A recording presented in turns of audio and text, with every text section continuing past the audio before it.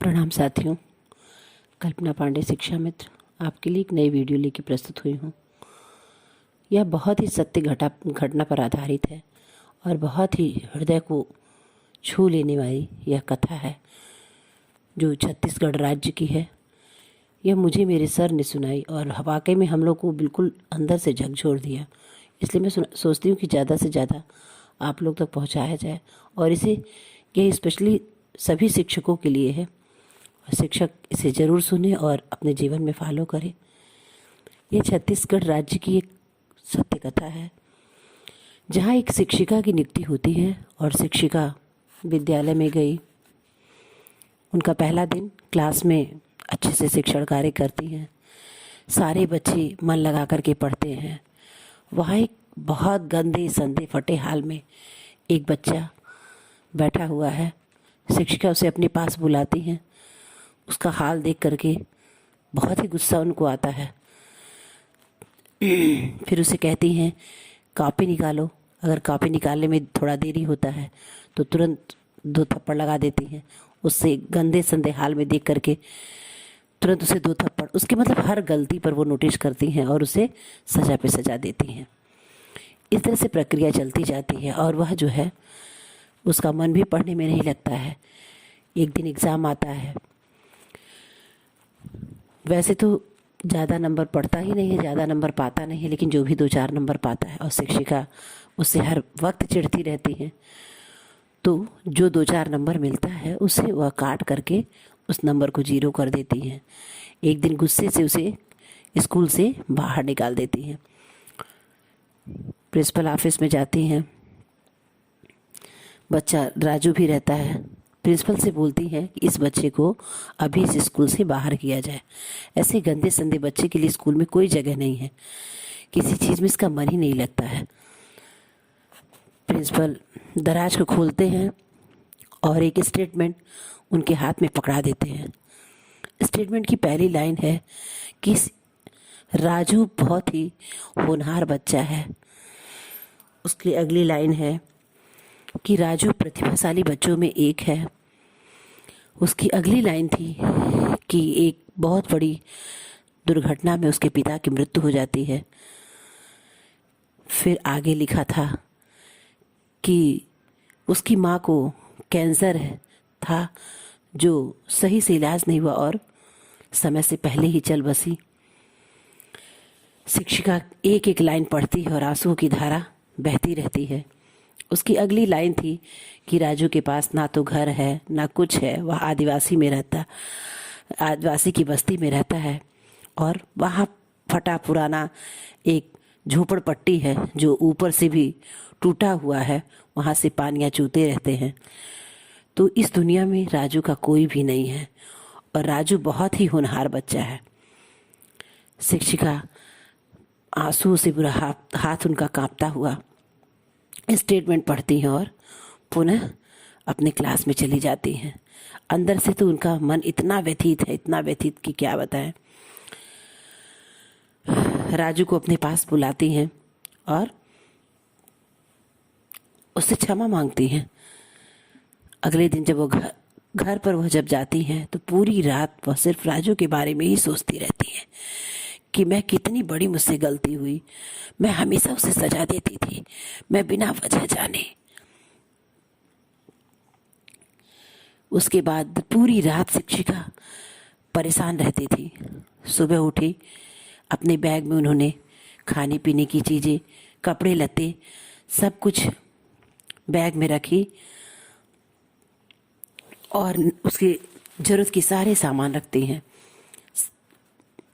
वह विद्यालय से जब उसके घर पहुंचती हैं, आदिवासी बस्ती में पूछते पूछते उसका घर, सोचते हैं कि आज मैं जाकर उसके घर पर उसे मिलूं।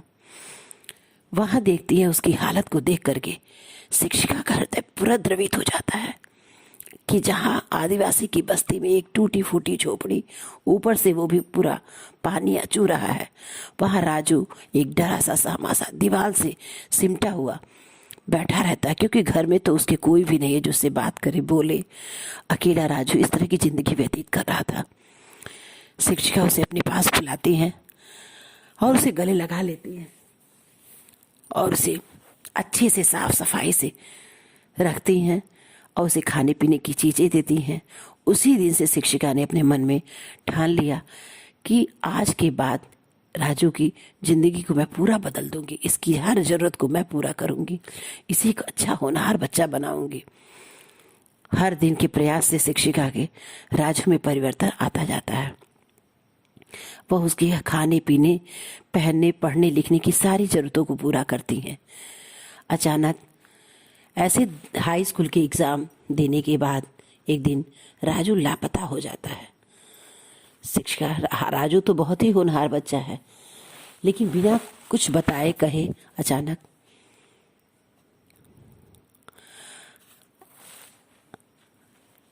बीच में एक टीचर्स डे आता है, 5 सितंबर।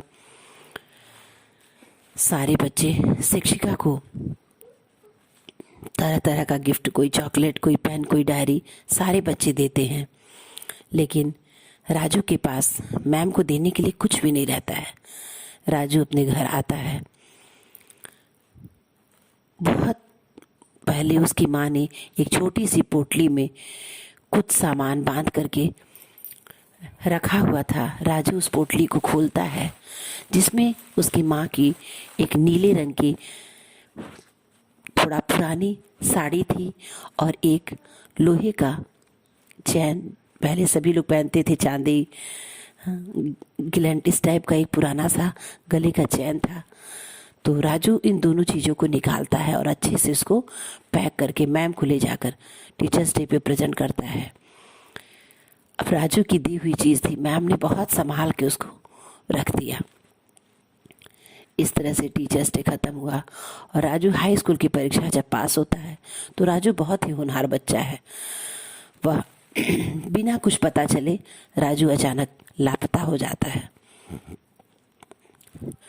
शिक्षिका के मन में तरह तरह के विचार आते हैं कि राजू कहाँ गया, कुछ पता नहीं है।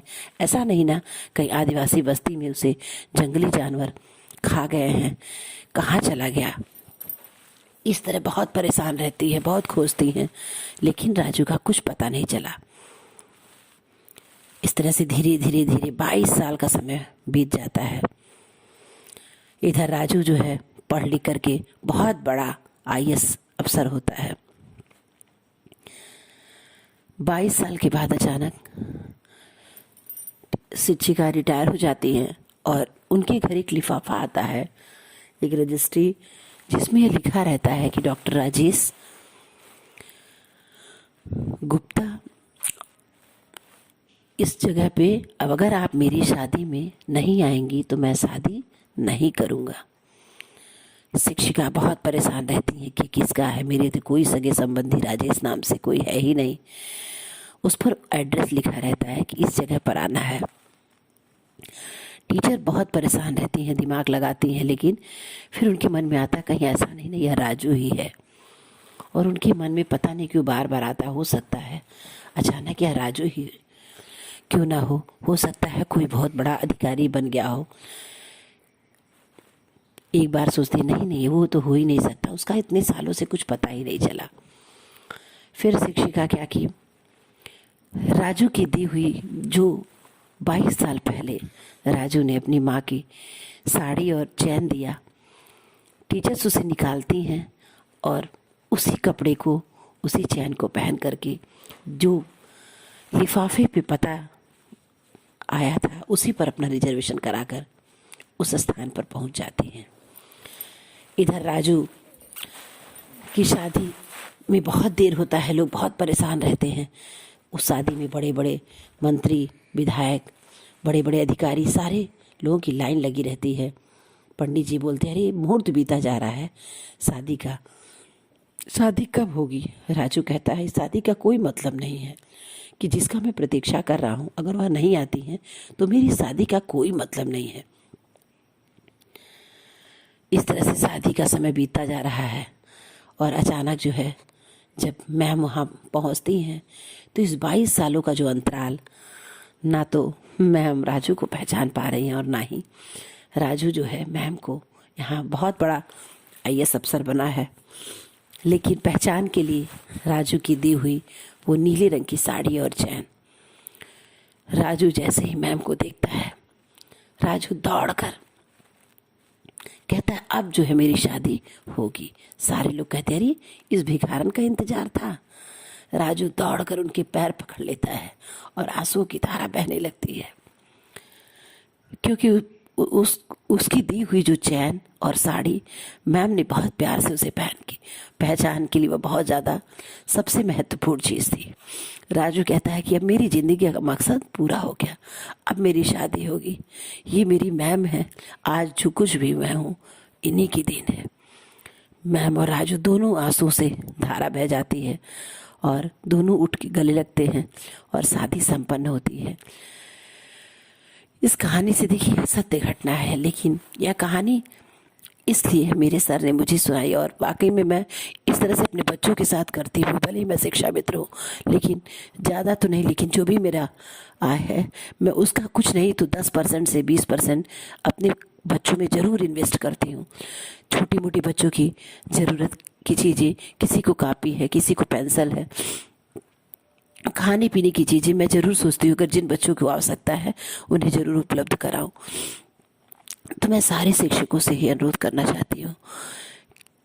देखिए हमारे बच्चे जो हैं जिसके लिए हम रात दिन मरते हैं, उनके लिए इतना इन्वेस्ट करते हैं। एक बर्थडे पार्टी है तो भी 10 से 15 हज़ार खर्च करते हैं, शादी ब्याह हर चीज़ में पैसा खर्च करते हैं। लेकिन हमारा कर्तव्य, हमारा दायित्व, जिसकी वजह से समाज में हमारा नाम है, जिसकी वजह से हमारा पोजीशन है, लोग हमें मैम सर कह के नमस्ते करते हैं, जो हमारा शान शौकत है, उन गरीब बच्चों को अपने हृदय से ईमानदारी से समझिए और अपना बच्चा समझकर उनकी हर ज़रूरतों को पूरा करिए और ईमानदारी से उन्हें शिक्षा दीजिए। Thank you so much.